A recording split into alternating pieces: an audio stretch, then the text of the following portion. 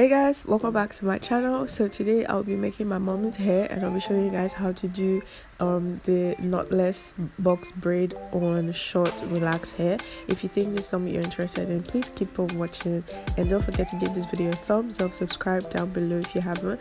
Don't forget to leave me a comment down below if you like it and if you'll be trying it out as well.